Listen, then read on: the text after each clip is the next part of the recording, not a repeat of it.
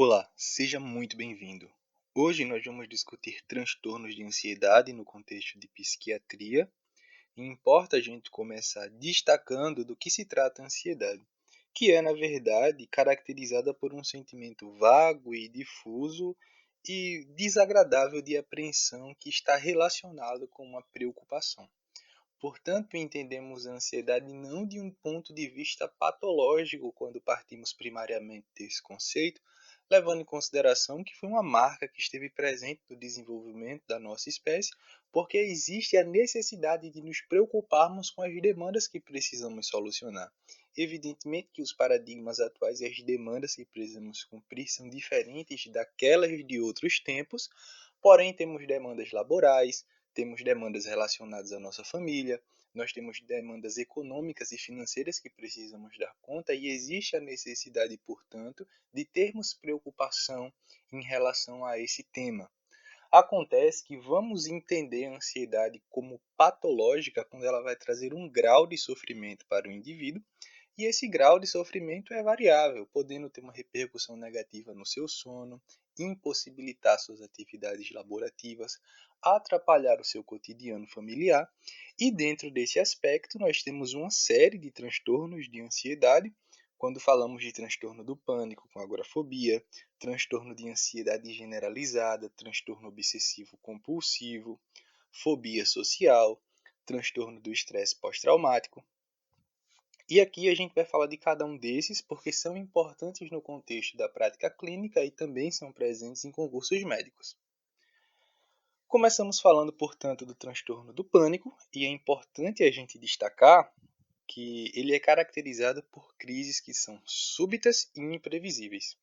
Então, não pode ser um paciente que passou por um assalto, que viu uma cena desagradável e repentina que trouxe ali aos seus olhos, em decorrência de assisti-la, esses sintomas. Precisa ser crise súbita e imprevisível. E esse paciente ele vai apresentar sintomas físicos que sejam autonômicos, musculares, respiratórios, ou seja, vai ter palpitação, sudorese, tremores, falta de ar, dor no peito, náusea, desconforto abdominal. O paciente pode apresentar um medo de morrer, a desrealização, que a gente falaria que é uma sensação de irrealidade referida ao ambiente, como também a despersonalização, que é uma estranheza referida a si mesmo. Esse paciente pode inclusive vir a desmaiar. Então, são sintomas graves e por isso o paciente ele procura atendimento médico e pensando ser outra coisa, eventualmente fala-se um quadro parecido com situações cardíacas. E, além disso, esses quadros têm uma duração limitada. Então, ali entre 10 e 20 minutos o paciente vai estar referindo esses sintomas. Quando a gente fala da agorafobia, são pacientes que apresentam medo de estar em ambientes que existe um alto fluxo de gente, como shopping centers, shows, ambientes lotados, porque ele apresenta esses sentimentos nesses ambientes com medo de precisar de ajuda no meio desses ambientes, de não conseguir sair. Então ele vai apresentar essa sintomatologia, esse quadro de repercussão somática quando está diante de ambientes que têm uma grande circulação, uma aglomeração de pessoas. Isso é o transtorno de pânico, acontecendo várias crises em um mês. Quando a gente vai falar do transtorno de ansiedade generalizada, que é um diagnóstico diferencial importante, a gente vai ver que esse paciente tem uma ansiedade excessiva, exacerbada, com uma duração ali pelo menos de 6 meses. Ele vai ter dificuldade para relaxar, dificuldade para se concentrar, irritabilidade, tensão muscular, dificuldade para dormir. Ou seja, qual que vai ser a diferença, portanto, para o pânico? Que no segundo caso, no transtorno de ansiedade generalizada, a maior parte do tempo o paciente está ansioso. Então, imagine, eu vou desenhar aqui. Aqui a gente tem uma representação gráfica do que seriam as crises quando a gente está falando de transtorno do pânico, essas crises súbitas que têm uma duração limitada. O paciente está bem, de repente ele faz uma crise, tem uma duração limitada, volta ao normal. Daqui a pouco ele apresenta a crise novamente. Quando a gente está falando do TAG, transtorno de ansiedade generalizada, o paciente ele faz a crise e ele permanece na crise por um longo período, apresentando essa sintomatologia. Depois a gente vai falar do transtorno obsessivo compulsivo, e é importante, portanto, a gente entender o que é uma obsessão. Obsessão é um pensamento. Compulsão é uma prática. E a compulsão vem no sentido de bloquear a obsessão. Então, é aquele paciente que vai apresentar rituais, e esses rituais vêm no sentido de bloquear um pensamento que, inclusive, é contra a índole do paciente. Por exemplo, eventualmente, existem os mais variados tipos de obsessões e mais variados tipos de compulsões. Então, eventualmente, o paciente, ele, toda vez que visualizar um carro de uma determinada cor, por exemplo, um carro verde, existe uma obsessão de que se ele viu o carro verde, toda a sua família morrerá. A menos que ele execute o ritual de dar 3 passos para trás. Compulsão. Porque essa compulsão bloqueará a obsessão, ou seja, os passos para trás evitarão que seus familiares morram. E existem dos mais variados tipos, que vai ficar pobre, portanto precisa organizar o dinheiro de uma determinada maneira, que todas as pessoas em sua residência irão se infectar, a menos que ele faça um ritual de limpeza que consiste na prática da utilização de um determinado produto de um determinado jeito, tantas vezes ao dia, dos mais variados tipos. Inclusive, esse paciente pode referir como se ouvisse vozes, mas a gente vai diferenciar de um quadro psicótico de uma alucinação auditiva, porque essas vozes, na verdade, são pensamentos. Você vai perguntar para o paciente se essa voz está dentro da cabeça dele ou se ele escuta a voz de forma externa. Se ele fala que a voz está dentro da cabeça dele, na verdade é um pensamento, não é um paciente psicótico, não é uma alucinação auditiva.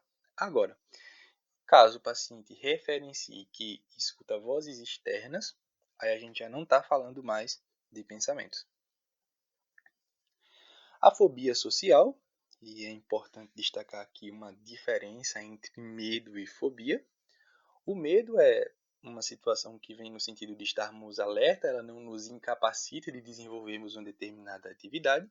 A gente pode ter medo, por exemplo, de andar de ônibus, mas mesmo assim conseguimos com medo entrar no ônibus e executar uma determinada viagem. Aquela pessoa que tem fobia, ela não conseguirá executar essa viagem e por isso ela tem prejuízos no seu desenvolvimento, às vezes tem prejuízos no seu emprego, tem prejuízos familiares por conta da fobia.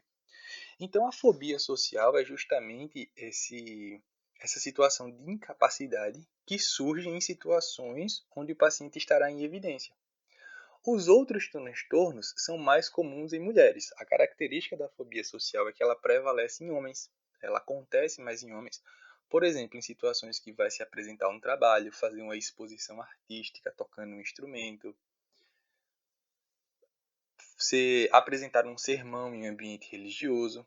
Então, essas situações que levam o paciente em evidência fazem com que ele precipite essa intensa ansiedade nessas situações sociais. Aqui a gente tem o transtorno do estresse pós-traumático, e aqui ele costuma ocorrer após um evento ameaçador, ou seja, o paciente ele vivenciou, ele experienciou algo e ele revive esse momento. E ao reviver esse momento, ele acaba tendo uma sintomatologia importante, uma ansiedade que se apresenta de forma exacerbada, e esse paciente desenvolve um comportamento evitativo. Ou seja, por exemplo, um paciente que passou por uma situação de assalto, agora ele está em segurança, mas frequentemente ele revive aquela cena do assalto, e isso traz uma repercussão muito deletéria para o paciente, porque ele vai apresentar um quadro de ansiedade exacerbado, ou se o paciente viu um acidente, as mais variadas situações.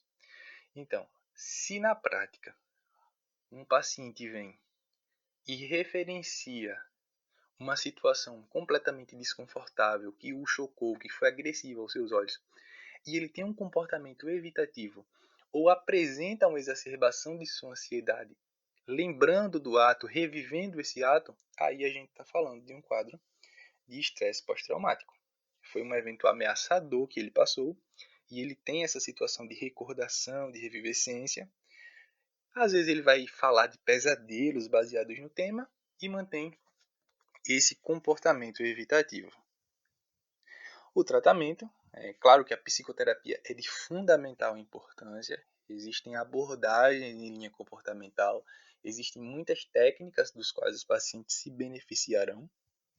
Quando a gente está falando de inibidores seletivos da recaptação de serotonina, é de escolha, tá? Os tricíclicos serão mais usados no transtorno obsessivo compulsivo.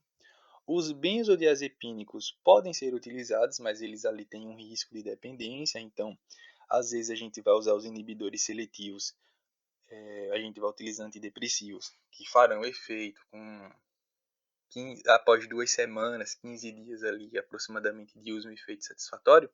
E aí você pode entrar com um benzodiazepínico no começo, por conta da sintomatologia do paciente, e você retira, porque aí você já vai ter um melhor efeito de antidepressivos depois de uns dias. Isso pode ser feito.